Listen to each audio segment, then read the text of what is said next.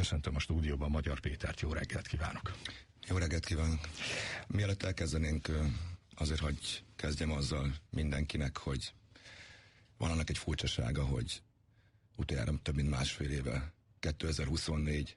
szeptember 26-án jártam itt önöknél, a közmédiában, és ahhoz több mint 3.300.000 ember szavazata és felhatalmazása kellett, egészen példátlan felhatalmazása a magyar újkori demokrácia történetében, hogy újra beengedjenek, hajlandóak legyenek teret adni a legerősebb magyar ellenzéki párt, vagy legerősebb magyar párt vezetőjének. Látom, hogy egy-két napja, mióta a rendszerváltás megtörtént, és mióta soha nem látott súlyosságú vereséget szenvedett az állampárt, néhányan próbálnak úgy tenni itt ebben az épületben is, vezetők, szerkesztők, mint hogyha mi se történt volna, és próbálnak szabad médiaként funkcionálni. De én azt tudom mondani, hogy ettől függetlenül, amit vállalt a Tisza, és ami a programunkban is benne volt, és amire felhatalmazást kaptunk a magyar emberektől, az meg fog történni. Tehát a kormányalkotás utáni egyik első lépés az lesz, hogy felfüggesztjük ennek a propaganda médiának a hírszolgáltatását, hiszen egészen elképesztő károkat okoztak a magyar embereknek.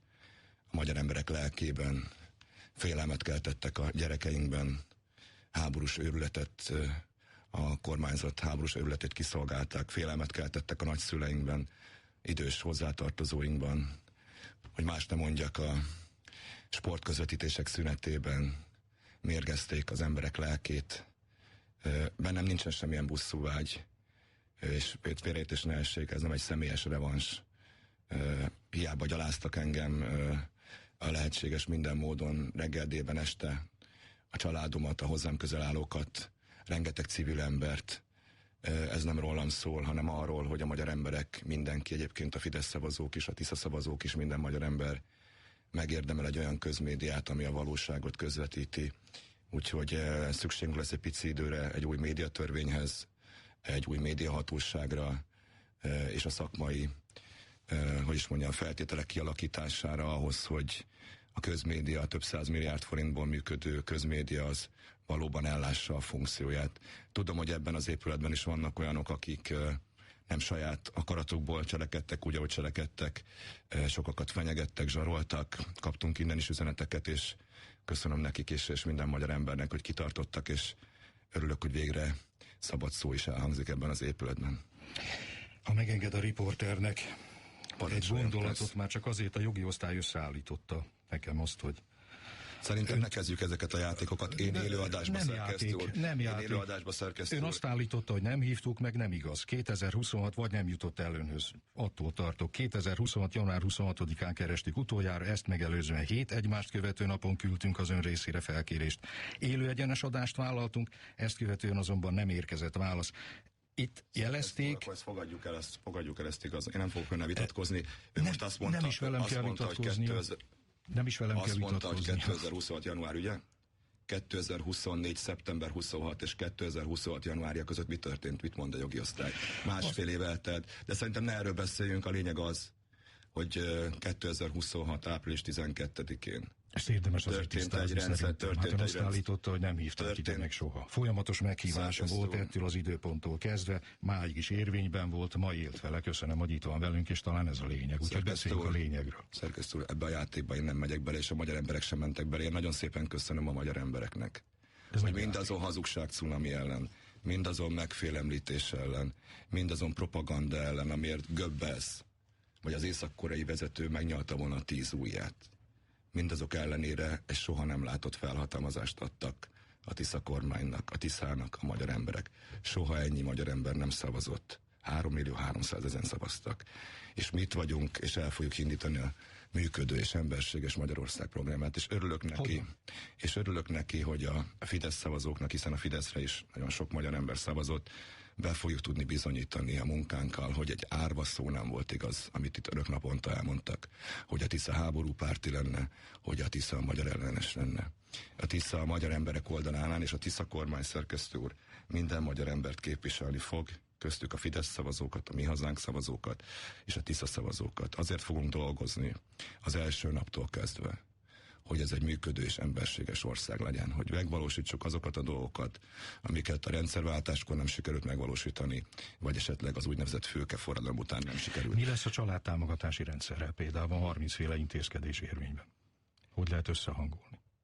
Elmondtuk, szerkesztő úr, itt is, amikor másfél éve legutoljára itt jártam, szeptember 26-án 2024-ben, hogy minden, ami jó intézkedés, azt meg fogjuk tartani. Benne van egyébként a 240 oldalas programunkban is, ami le van írva, szerkesztő úr, elérhető önöknek is. Önöknek is elküldtük, szerkesztő úr, ezt a programot. Bár önök reggel, délben, este egy nem létező programról hazudtak, amiről a bíróság kimondta számtalan alkalommal, hogy önök hazudnak. Önök, szerkesztő úr, minden sajtópert elveszítettek velünk szemben.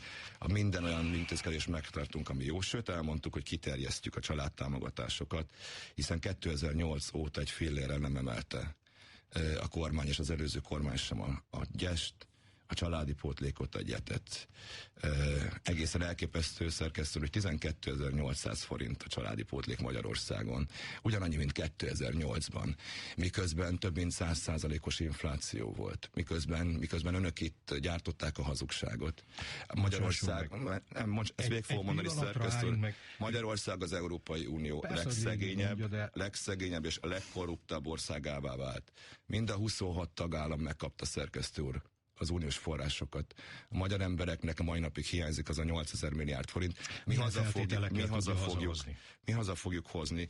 Tegnap egyeztettem utoljára az Európai Bizottság elnökével, ezt is világosan elmondtuk, szerkesztő úr, többször is a választás előtt, ugyanazt a 4 feltételt fogom elmondani, mint a választás előtt, amit önök nem adtak le, hanem hazudtak reggel, délben, este. Az első feltétel az lesz, hogy elfogadjuk a korrupcióellenes intézkedéseket, hogy Magyarország szinte utolsóként csatlakozik az Európai Ügyészséghez. Létre fogjuk hozni a Nemzeti Vagyon Visszaszerzési és Védelmi Hivatalt, létrehozunk egy korrupcióellenes egyéb hivatalt is a teljes állami szférára, 20 évvel visszamenőleg vagyonosodási vizsgálatot indítunk minden volt képviselő és családtagjuk ellen. Ez az első. A másik feltétel, amit vállalunk, és hadd mondjam előre, hogy mindig csak olyan feltételt vállalunk, ami jó a magyar embereknek, ami jó a magyar vállalkozásoknak. Mi valóban a magyar érdeket fogjuk képviselni Brüsszelben, Strasbourgban, de szerkesztő úr, Moszkvában is, és Washingtonban is. A harmadik feltétel, mert azt kérdezte, hogy milyen feltételek mellett hozzuk a pénzt, és gondolom akkor érdekli. A harmadik feltétel a sajtó szabadságának a visszaadása, és ide tartozik a Goebbelsi állami propaganda tiltott állami támogatásának azonnali megszüntetése. Több mint 600 milliárd forintot égetett el az adófizetők pénzéből az előző, a leköszönő, a leváltott, az elzavart kormány, több mint 600 milliárd forintot. Ennyi pénz legalább hiányzik az állami egészségügyből, ezt mi az állami egészségügyre fogjuk fordítani. És ahogy mondtam, a közmédiának a hírszolgáltatását a kormányalakítás után fel fogjuk függeszteni. És a negyedik feltétel, szerkesztő úr, fontosabb dolgokról. Ön kérdezte, szerkesztő úr, hogy milyen feltételek, és most elmondom a negyedik feltételt. Mindig a médiával foglalkozik. Miért szerkesztő úr, 3 feltételt soroltam föl, és a negyediket még ha megengedi, mert ön kérdezte meg, és talán érdekli a Kossuth Rádió hallgatóit, hiszen eddig nem hallhatták. A negyedik feltétel, amit teljesíteni fogunk, az az akadémia szabadságának a visszaadása.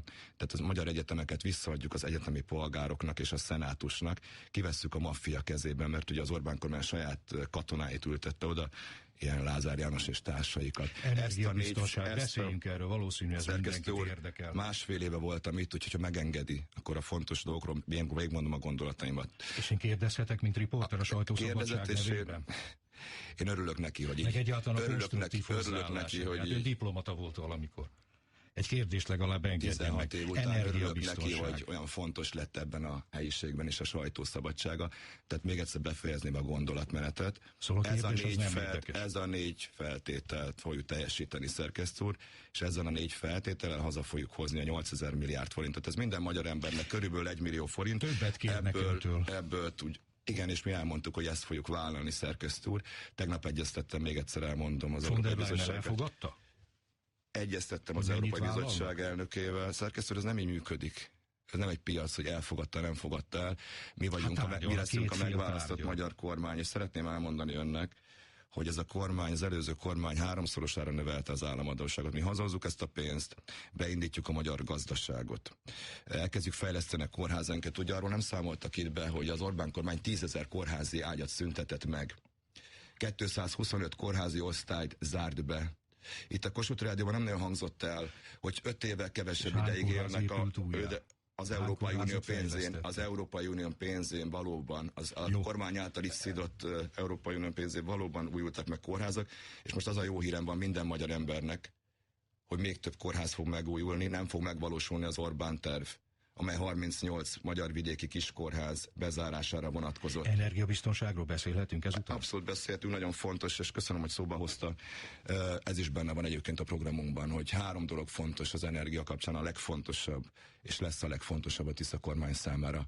A biztonságos energiaellátás, a legolcsóbb, a lehető legolcsóbb ár, akár kőolaj tekintetében, benzin, gáz tekintetében, és természetesen a fenntarthatóság, és az, hogy nemzetközi konfliktusok esetén, geopolitikai konfliktusok esetén, nehogy Isten, egy háború esetén is fenntartható legyen, és ellátható legyen az ország. 16 éve volt az előző kormánynak arra, hogy megépítse, tökéletesítse, kibővítse a határkeresztező kapacitásokat, hogy ne csak egy irányból tudjuk ellátni a hazánkat, például kőolajjal. Ilyen az Adria vezeték. Ilyen az Adria vezeték, amit lehetne használni, és lehetett volna bővíteni, és lehetett volna megállapodni többek között a horvátokkal, nem egy hidegháborús állapotot keletkeztetni, és most kiszolgáltatva lenni egyébként az éppen nem működő Druzsbának, a barátságkőolaj vezetéknek. Én azt tudom mondani mindenkinek. Ukrán elnökkel beszélt erről közvetve, vagy közvetlenül? Nem beszéltem az ukrán elnök. Megnyitja az olajcsapot? Szerkesztő úr, én értem a viccet, néha szeretem is. Nem tudom, hogy feltűnt-e önnek, hogy volt egy rendszerváltás. Most már teljesen feleslegesen hazudoznak és próbálkoznak mindennel. Én nem beszéltem Zelenszky elnökkel, ugyanis nem vagyok egy beiktatott miniszterelnök. Orbán Viktor miniszterelnöknek minden lehetősége és joga megvan ahhoz, hogy beszéljen vele. Ha már szóba került a Druzsba és a barátságkőolaj vezeték és annak a helyzete. Én több mint egy hónapja felajánlottam a miniszterelnöknek, hogy menjünk el, és nézzük meg, hogy mi a helyzet. Ő nem élt ezzel. Orbán Viktor miniszterelnök 2015 óta nem járt Kárpátalján, szerkesztő úr. Több mint 4 éve folyik egy háború, egy véres háború, ahol naponta több százan meghalnak, és nagyon sok kárpátaljai honfitársunk meghalt. A miniszterelnöknek arra nem volt ideje, energiája vagy bátorsága, hogy ellátogasson a kárpátaljai magyarokhoz, hogy elmenjen, amikor Zrínyi Ilona egykori városát, Munkácsot orosz rakétákkal lőtték. Ő elment inkább egy milliárdos jachtra, egy azóta besült győzelmi tervet ácsolni az Adriára, miközben Munkács városát. Hát ezt majd még egyszer, neki. Munkács városát. Nem tudom, hogy találkozunk-e, szóval, minden esetre szerkesztőt. Hát egy helyre hivatalosak a köztársasági elnök, akit ráadásul ön felszólított arra, hogy mondjon le, miután megbízta őt a kormány alakításra. Innen, amikor elmegyek az M1 az stúdiójába. Milyen lesz ott? Mert hogy zugügyvédnek is nevezte magát az államfőt. Szerkesztő úr, az én szememben és a magyar emberek többségében az ember nem köztársasági elnök. És maga a tiszt, az alkotmányos tisztség. Megengedi, hogy befejezzem a mondatot. Hát beszélgetünk, nem? Eddig ön beszél egyfolytában, alig enged kérdezni. Megengedi, hogy befejezem a mondatot. Én mindent megengedek, de szóval a magyar emberek többségének a szemében az ember nem köztársasági elnök. De a tisztség, méltósága? Még egyszer, befejezhetem a mondatot, szerkesztő úr. Aki asszisztált ahhoz éveken keresztül, hogy szétrabolják a hazánkat, hogy szétrabolják a Magyar Nemzeti Bankot, hogy a hazánkat a legszegényebb és a legkorruptabb országát tegyék. Szerkesztő úr asszisztált ahhoz ez a köztársasági elnök. Hogy nekem mondja ezt? 600 000-en hallgatnak bennünket, szólítsa már meg a hallgatókat. Mintha én valamiféle bűnbak lennék. Tudom, hogy az Alinsky-féle könyv azt írja, hogy személyes támadásokat kell azzal, akivel szemben ül, de nem velem van vitája. Értse meg pártelnök, hogy miniszterelnök kíván lenni. Nem velem van vitája. Nekem nincs vitám. 33 éve. Riporter. Érti? Megtehetem, hogy válaszolok. Hát erre válaszoljanak. Miért támad engem folyamatosan? Szerkesztő úr, ön ül velem szemben. Ez a köztársasági elnök asszisztált ahhoz, hogy több ezer magyar kiskorú gyermeket, 3, 4, 5, 6 éves gyereket tettek tönkre a Fidesz kormány által kijelölt pedofil rémek. Végnézte, és egy szava nem volt. Ez az ember, Súlyog Tamás végnézte azt, hogy kiderül, hogy a kormány nem magyar érdekeket képvisel. kiderül az, hogy nyíltan orosz érdekeket képviseltek.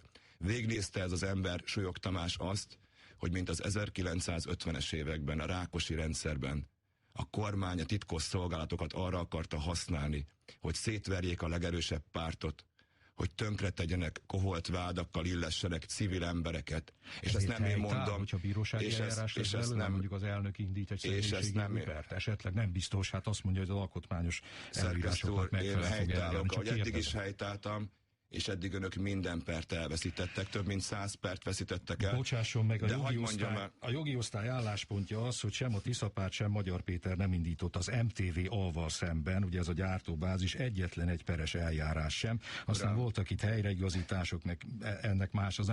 Szívesen átküldik önnek ezt esetleg. Nekem ne küldjenek el semmit, szerintem a jogi osztálynak arra kellett volna figyelnie, mint ahogy az önök hírhamisító vezérigazgatónak, akinek bírósági papírja van arról, hogy egy hírhamisító, hogy legalább nyomokban tartalmazzon függetlenséget ez a sajtó. De most már késő, a magyar emberek döntöttek, és egy rendszerváltás mellett döntöttek.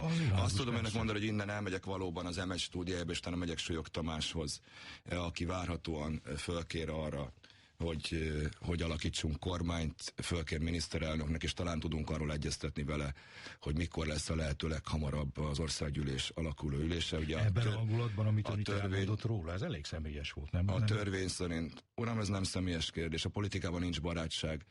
3.300.000 ember szavazott, látom, hogy önnek nem tetszik, de nem soha ennyi, hát az önök propagandája ellenére. Honnan tudja, hogy én hova szavazok például? Megint engem annyira nem. Előtte a köztársasági elnököt támadta. Ez nagyon kevés lesz, szerkesztő úr. Szóval elmegyek innen a köztársasági elnökhöz, és neki legkésőbb május 12-ére ki kell írnia az országgyűlés alakulását. Ugye szombaton lesz egy... Lehet előbb is.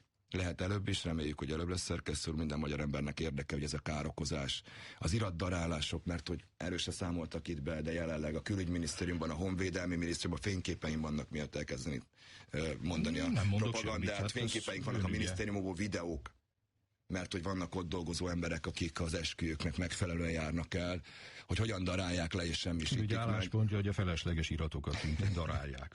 Igen. Szóval... legyen meg ez is. Nem a külügy álláspontja, ez az orosz érdekeket képviselő Szijjártó Péternek a kommunikéje. A külügynek az álláspontja az ott dolgozók álláspontja, akik elküldik a videókat, és egyébként a Honvédelmi Minisztériumból például a 16 milliárd eurós uniós SZÉV program papírjait darálják le, csak innen jelzem a Kaszinó Pitypank honvédelmi miniszternek, aki szintén elárulta az országot, hogy a kollégái elküldték az iratmegsemmisítéseket, és az valóban bűncselekmény, uram, és miatt itt is elkezdenék az MTV. Igen, mert önnel beszélek, ön van velem szemben. Nem, 600 000-en hallgatnak bennünket, szólítsa meg szerintem szavazói is ott vannak, meg mások is. Igyekeztem szerkesztő úr, és szerintem többen is hallgatnak minket, mert most valóban nagyon-nagyon sok ember volt, és tényleg örülök annak, és azt tudom mondani azon honfitársainknak, akik nem a Tiszára szavaztak, hogy őket ugyanúgy képviselni fogja a Tisza kormány, ahogy a Fidesz, ahogy a tiszásokat is. Ez is különbség lesz az eddigiekhez képest. Látni fogják azt, hogy én is személy szerint, de a kollégáim is, minden megválasztott képviselő a nap 24 órájában, a hét minden napján azon fogunk dolgozni, hogy könnyebb legyen a magyar embereknek. Üzemanyagár. Beszéljünk egy kicsit erről, és ez is biztos mindenkit érdekel. A választási kampánynak vége van. Önt meg fogják bízni, hiszen a választói akarat ezt mondja, ezt mondta a köztársasági elnök is, hogy annak megfelelően. Mennyi lesz az üzemanyagár? Megtartják-e ezt a bizonyos védett árat? A rezsinél megtartják-e a védett rezsit? Zelenszky elnök azt nyilatkozta tegnap, hogy a javítás úgy áll, hogy április végéig meg tudják nyitni, vagy április végére meg tudják nyitni a barátságkőolajvezetéket. Fontos lenne a tartalékok visszatöltése miatt. Így van, nagyon fontos, így van. Van egy rossz hírem, szerkesztő, hogy még várhatóan 30 napig van egy ügyvezető kormány. Ugye nekik kell, jelenleg ugye nagyon lecsökkent a tartalékok szintje, hiszen ez a kormány, amikor még jóval alacsonyabb volt a világpiaci ár, amikor még csak elkezdődött ez a teheráni-iráni konfliktus, akkor nem vásárolt be. Például az Adria vezetéken keresztül azt mondta, hogy ők onnan nem vesznek csak orosz kőolajat. Megvárta, még fölmegy $100-120 a világpiaci ár, és most kezdett el kapkodni. Eddig nem volt jó az amerikai kőolaj, de most az ide látogató amerikai elnökkel kötöttek egy megállapodást. Itt $500 000 kitört a közel-keleti olajválság, nem? Szerintem elég világosan mondtam el. Tehát nem ment föl rögtön $120 a kőolaj világpiaci ára, heteknek kellett ehhez eltelnie. de a kormány és a MOL nem vett egyébként a működő, az ön által is említett Adria vezetéken kőolajat. Mit szeretnének csinálni? Mi diverzifikálni fogjuk a forrásokat, és a lehető legtöbb irányból szeretnénk beszerezni a kőolajat. És szeretnénk a lehető legolcsóbban. Az marad a barátság is? Természetesen marad. Természetesen marad. Elmondtuk világosan, hogy ez egy nagyon fontos, nem is tudna leválni most Magyarország, hogyha akarna sem ebben a pillanatban. Hát teljesen. Azt mondta, hogy a földrajzot nem lehet megváltoztatni. Ezt mondtam, pontosan Oroszország marad itt, és Magyarország is marad itt. Egy ütköző zónában ráadásul. Egy ütköző zónában is elmondtuk világosan, hogy a magyaroknak biztos, hogy az az érdeke, hogyha mind a három irányból, legalább három irányból, lehetőleg még több irányból vannak olyan vezetékek, vannak olyan ellátási lehetőségek, amik például segítenek elkerülni az mostani helyzetet, hogy 20%-ra csökkent a stratégiai olajkészlet. Óriási felelőssége van az ügyvezető kormánynak, Orbán Viktornak, hogy mit csinál a következő 20-30 napban. Természetesen mindenki abban bízik, hogy április végéig ez a barátság kőolajvezeték újraindul, de ha újra is indul, nagyon sok idő lesz még a stratégiai tartalékot újra lehet tartani, mint ahogy egyébként a közel-keleti olajmezők is, ahol leállt nagyrészt a termelés, mert hogy ugye akadályoztatva van a szorosnál a logisztika, mire azokat újraindítják, és mire a világgazdaságnak az olajellátása helyreáll, az hetek, de lehet, hogy hónapokba fog kerülni, és mindenki látja, hogy ez a világpiaci ár emelkedéséhez fog vezetni. Különböző módon jártak el egyébként az Európai Uniós országok is. A magyar kormány úgy járt el, hogy bevezetett egy ilyen hatósági árat, és valamilyen minimális szinten, amennyire lehetett, még csökkentette a jövedéki adó tartalmát a benzinnek. Ezt tovább folytatják akkor? Ezt szeretnénk tovább folytatni, de van más megoldás is, amit a lengyelek csináltak, a Lengyelország például, hogy radikálisan csökkentette az áfa tartalmát is a benzinnek, a dízelolajnak. És ez ugye kevesebb költségvetési bevétellel jár. Bocsánat, befejezem, ezért jóval lejjebb, olcsóbb ott a benzin, mint nálunk, mint ahogy egyébként több országban is. Van több megoldás is, a legfontosabb az, hogy a következő hetekben még a kifutó Orbán kormány alatt, még ügyvezető kormányként, és utána a Tisza kormány első napjaiban, heteiben biztosítható legyen az ellátásbiztonság, és a lehetőség szerinti legalacsonyabb ár. Mi ezen fogunk dolgozni, természetesen már most az átadás átvétel idején is felveszünk a kapcsolatot az illetékesekkel, szükséges lesz egyeztetnünk a MOL vezetőivel, illetőleg a stratégiai olajellátásért felelős állami szervekkel is, hogy lássuk napi szinten. Kapitány István azt hiszem arról beszélt, hogy változás kell a MOL élén is, egy egész más struktúrát. Az egy hosszú távú dolog, szerkesztő, most egy itt tévő olajválságról beszélünk, és a benzin áráról, az, hogy mi lesz a MOL-lal, milyen struktúrában fog működni. Eladják?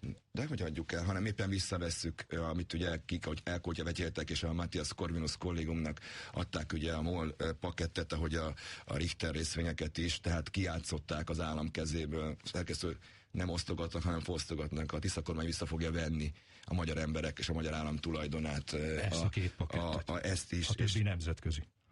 Tőzsdei cégről beszélünk, uram, igen, 16 éves nemzeti együttbűnözési rendszer után 16, ez egy tőzsdei cég, amit lehet, hogy az állami irányítási jogok akadálymentesek legyenek, mi vissza fogjuk venni. De még egyszer mondom, a kérdésére válaszul, minden magyar embert képviselni fogunk. Itt például az üzemanyagáraknál elmondtuk nagyon sokszor, hogy megtartjuk a rezsicsökkentést, sőt kiterjesztjük, mert uram 1,5 millió ember tűzifával. Élelmiszerárstop. Vagy fejezek be egy gondolatot, megteszi nekem csak hát végig, a végén. 1,5 millió ember tűzifával fűt Magyarországon, uram. Ott semmilyen rezsicsökkentés nem volt. Nekem mondja, hogy én tehetek. Nem. Pártelnök úr. Ez nagyon gyenge. Háromszorosára nőtt a tűzifa ára, uram, 2010 óta. Háromszorosára nőtt. A legmagasabb. Pártelnök úr.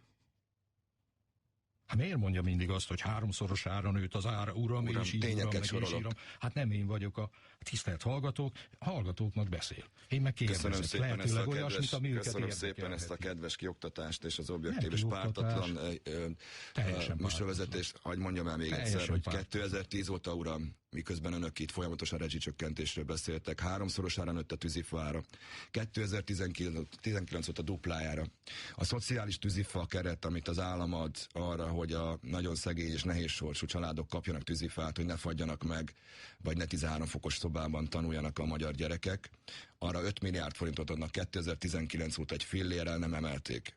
miközben a hazugságpropagandára 20 milliárdot például ezekre a nemzeti konzultációkra, és mindig önöknél hirdettek itt a nem létező Tisza adó programról, erre 20 milliárd forintot költöttek, és tudja uram, mi több ezer önkéntessel jártuk Magyarországot, amikor -20 fok volt, extrém hideg itt Magyarországon, és itt folyt a hazugság reggel, délben, este, minden hullámosan. Mi vittük a magyar embereknek a saját pénzünkön. Egy pillanatra, már végig sértegeti ezt a céget is, ahol most itt van, egyébként jelen van, hallják 600 000. Másfél év után vagyok itt először, tisztelt uram, a legnagyobb ellenzéki pártvezetőjeként. Egyet engedjen meg. Parancsoljon. Az, hogy itt ki mit mondott ebben a stúdióban, nem mi mondunk. Hát most önre is mondhatják, hogy hazudik. Akkor én hazudok? Szerkesztő, hát én nem hallottam, hogy ön valaha, vagy bárki itt ebben a stúdióban közbe mert volna szólni. A valaha volt a legkorruptabb és leghazudabb miniszterelnök bármelyik mondatában. Számon merte volna kérni, amikor hazudott minden mondatában, amikor uszított magyar emberek ellen, amikor félelmet akart kelteni a magyar gyerekekben, a magyar idősekben, amikor háborús pszichózist keltett az országban. Én nem hallottam, hogy ilyen megjegyzései lettek volna, de ha tetszik, ha nem önnek. Végigmondom, hogy több ezer magyar családnak vittünk tűzifát, és mi ki fogjuk terjeszteni a Tisza kormánnyal a tűzifára és a rezsicsökkentést, és még annyit hadd mondjak el, hogy a 4-szeresére emelt rendszerhasználati díjat is felül fogjuk vizsgálni. Ugyanis itt ritkán hangzik el, de a miniszterelnök úrnak a strómanja, a pénztárcája, Mészáros Lőrinc, az az ember, aki írni, olvasni sem tud, de beszélni sem nagyon magyarul. Ő 5-ször olyan gazdag lett 10 év alatt, mint az angol királyi család 400 év alatt, uram, miközben 1 millió nyugdíjas honfitársunk került a létminimum alá, 400 000 magyar gyermek él mély szegénységben, és uram, több százan megfagynak ebben az országban, a saját lakásukban és házukban. Eközben a miniszterelnök, a leköszönő miniszterelnök, a valaha volt legkorruptabb, legaljasabb miniszterelnök pénztárcája, Mészáros Lőrinc több ezer milliárd forint fölött diszponál, miközben otthon magyar emberek fagyoskodnak, ő 30 milliárdos jachtokon nevet rajtunk, ahogy Matolcsy György. Ezt a választási kampányban szerette volna, a jövőről beszélgetünk. Remélem, hogy tudtunk, és majd folytatjuk az M1 adásán is. Nyilván. Önnek nagyon jó egészséget kívánok. Viszont kívánom sok erőt a munkájához. Ahogy ígérte, minden magyar embert szolgálni fog. Azt mondta, Antal Józsefre hivatkozva. Az elejét elfelejtette mondani, azt mondta, hogy személyes ambíciók nincsenek. Szolgálok, és addig szolgálok, ameddig a nemzetnek ebből haszna van. Teszem, amíg tudom. Figyeljen az elejére is. Személyes ambícióm nincsenek, én szolgálok, és addig szolgálok, amíg a nemzetnek haszna van belőle. Teszem, amíg tudom. Teszem, amíg tudom. Viszontlátásra. Én olvastam, én meg találkoztam vele, ennyit csak erről az egész világról. Köszönöm szépen, Magyar Péter, a választásokat megnyerő Tisza párt elnöke, listavezetője, a párt miniszterelnöke volt a vendégünk. A jövőről szeretnénk volna beszélni egy tisztességes interjú keretében.